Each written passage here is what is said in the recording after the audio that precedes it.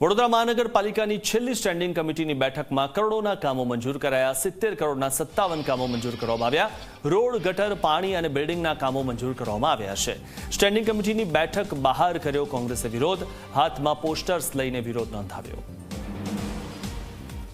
રજૂઆત આ વડોદરા શહેરમાં નરી આંખે આપણે ભ્રષ્ટાચારના ખાડા જોઈએ છે અને આ ભ્રષ્ટાચારી શાસકોએ છેલ્લા 30 વર્ષથી આમ તો સત્તામાં છે, પરંતુ 30 વર્ષમાં સૌનો સાથ સૌનો વિકાસની બૂમો પાડી સૌનો સાથ તો મળ્યો, વિકાસ ખાલી વ્યક્તિગત પોતાનો કર્યો છે, વિકાસ બીજેપીના નેતાઓનો થયો છે। આ તમે આખું છેલ્લા 1 વર્ષ 1.5 વર્ષમાં 2 વર્ષની અંદર જે પણ આ સ્ટેન્ડિંગ કમિટીએ કામો મંજૂર કર્યા એ કેવા કામો મંજૂર કર્યા એનું આ ફોટોનું એક્ઝિબિશન, ફાયર બ્રિગેડના સાધનો, 50 રૂપિયાની સિસોટી, 5000ની, 30 રૂપિયાનું લાઇટર, 3000નું, સ્મશાનમાં જ્યારે અંતિમ ક્રિયા કરવા જાઓ તો એમાં ભ્રષ્ટાચાર, રોડ રસ્તામાં ભ્રષ્ટાચાર, 2 ટાઈમ પીવાનું ચોખ્ખું પાણી ના મળે। એટલે સ્ટેન્ડિંગ કમિટીમાં શું થાય છે? મીટિંગ, ઈટિંગ અને ચીટિંગ, ખિસ્સા પોતાના ભરે છે, વડોદરાની પ્રજાનો વિકાસ થયો નહીં।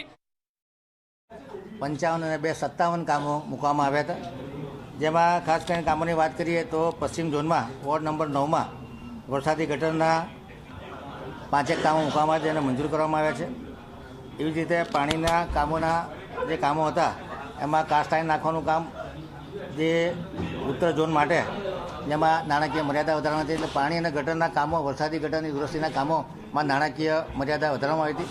એ નવીન કામની વાત કરીએ કે જેમાં ફતેપુરા ખાતે નવીન અર્બન સેન્ટર બનાવવાનું કામ છે, એ 18% વધુ મુજબ 1,31,45,00,000 કામને મંજૂર કરવામાં આવ્યું છે।